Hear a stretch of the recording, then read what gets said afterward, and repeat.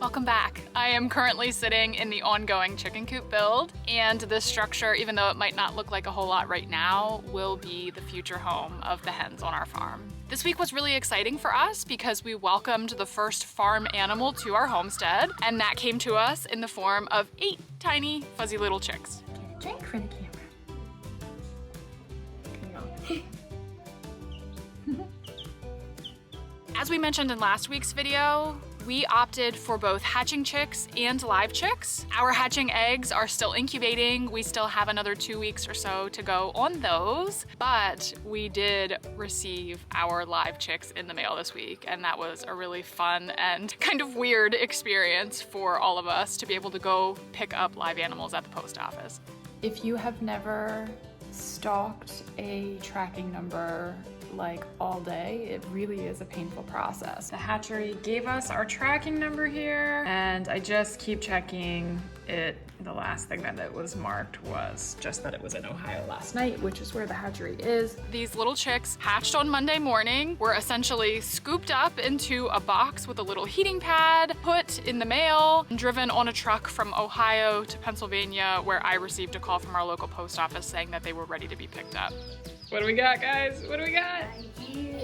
They say we're cold and we're hungry, get us home. You know how when you order a package that is important and needed, you kind of stalk the tracking number and you can't wait for it to arrive? Well, imagine all of that heightened by the fact that your shipment depends on you for survival and for life. Say we're going home, girls. Here we go. When chicks are hatched out of a shell, they have enough reserve from the yolk and the things that they are eating inside of the shell that they can survive like 3 whole days without food and water. And that is why shipping them in the mail, even though it might sound a little mean, is actually pretty safe. We all washed our hands, and there's supposed to be 8 hens in here. We're trying, girls, we're trying.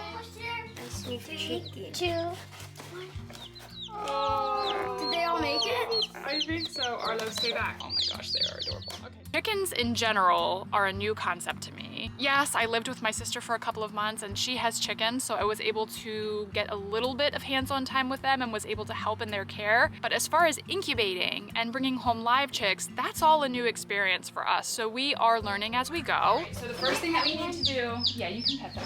We need to check to make sure that they don't have pasty butt, and we need to put their beaks in the water.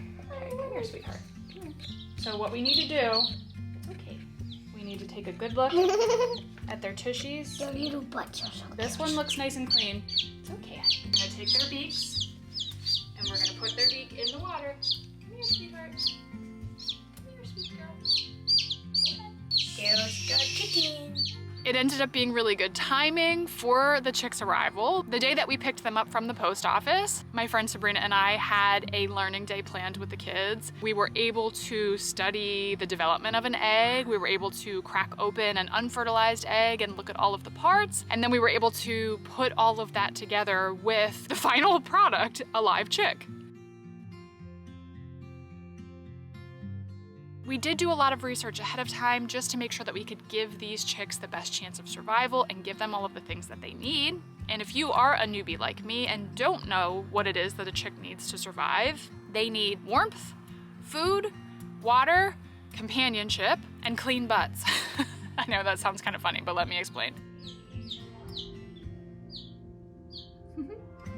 That one matches your outfit today. When they start to peak, that means they're getting a little bit cold, so then you can put them back in. Good job. And then she can go back in with her sisters. So food and water, those are self-explanatory. They also need companionship in that they really do depend on other chicks. They need to cluster, they need to huddle for warmth and safety and security. And if they are by themselves, they will be too stressed and they probably will not make it. Warmth is really, really important to a little chick. They either need a heat lamp or a heat plate, and clean butts. The bottom of a chick is called its vent, and there is actually a chick illness called pasty butt or pasty vent. Basically, because of stress, the chick will have droppings that stick to their bottom and block that exit. If they can't go to the bathroom, then they get sick. If they get sick, they don't eat and drink. And so it's kind of a vicious cycle. And unfortunately, a lot of chicks are lost to pasty butt. We let them rest under the heat plate for a little while, but I wanted to just make sure that they were all drinking. So we kind of coaxed them all out. They have all now started to drink down here, which is encouraging. And we put the green stuff that's down there and over on their little feeder. That's an electrolyte substance that the hatchery sent along just to kind of replenish them and get them rehydrated since we had a long trip.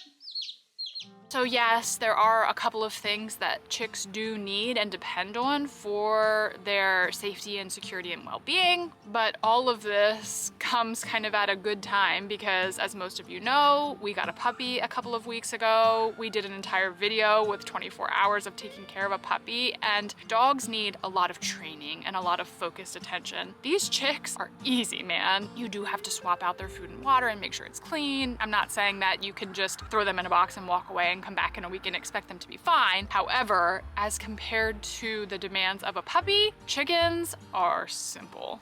The girls all survived their first night, so I would think that probably the first 24 hours at home are the most crucial. They seem to be doing rather well because there's a lot of poop under their heat plate this morning, so that's a good sign.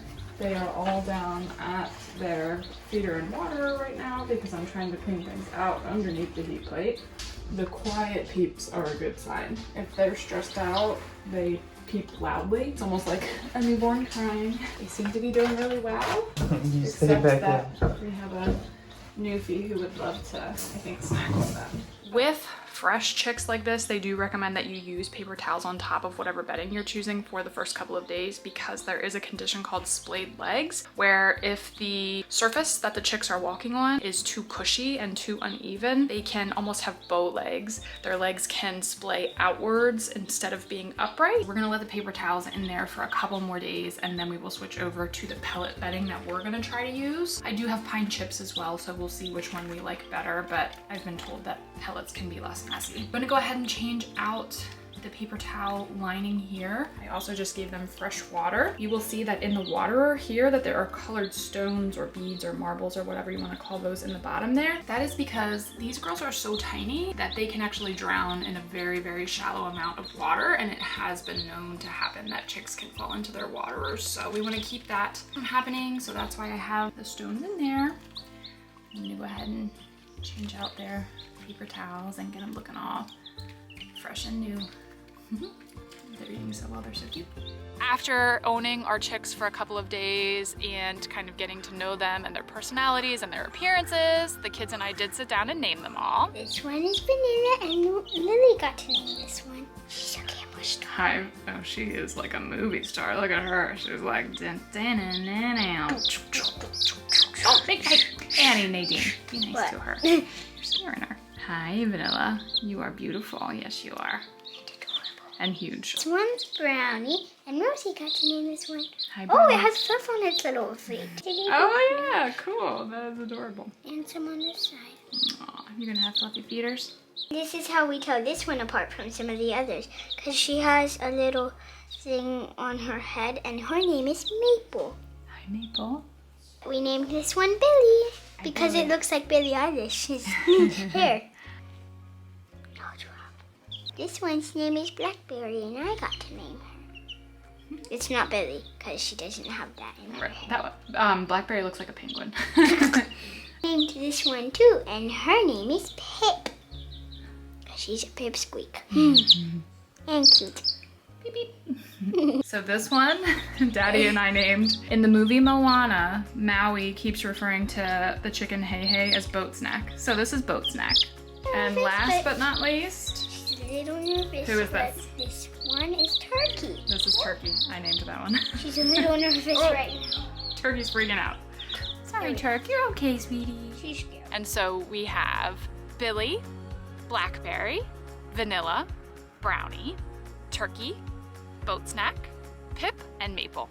We're laughing because of all of the accommodations that we're making for these things. We increased the heat in our house, which we never do. We're pretty cheap when it comes to that, and we kind of just tough it out. And we also left a light on last night because at least one of the chicks, if not two of them, seemed to be like really afraid. Every time we would turn the lights off, it would start peeping really loudly. Broke our hearts a little bit, and so we did keep the lights on. It's been kind of a funny experience because we ate chicken for dinner last night and we are eating chicken again for dinner tonight, and it feels kind of funny to be doing that while we have these sweet little precious babes here. But I will say that even having them here, my opinion on all of that has not changed. For my family and myself, we are willing to eat meat, and if we are willing to do that, then I feel like I need to be a part of that, and I need to know where it comes from, and I want to give it a good life. These are not meat chickens. These are going to be laying hens for us, but I honestly don't feel like I would be doing anything differently for them, even if they were meat chickens. I would be treating them with the same love and respect, and that really doesn't cause me any sort of complex or anything. Like, I feel like if I'm willing to consume meat and I am willing to be a part of that process, then I just want to make sure that it's done the right way.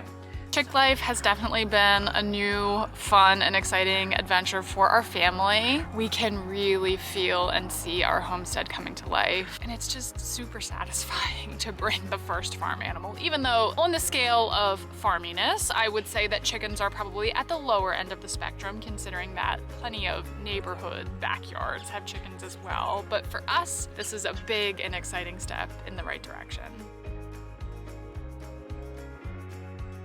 Thank you for watching our videos. Thank you for being a part of our family. Thank you for caring about our journey and our walk, and we will see you next time. Oh, would you stop it and let me talk? Also, she just pooped a minute ago.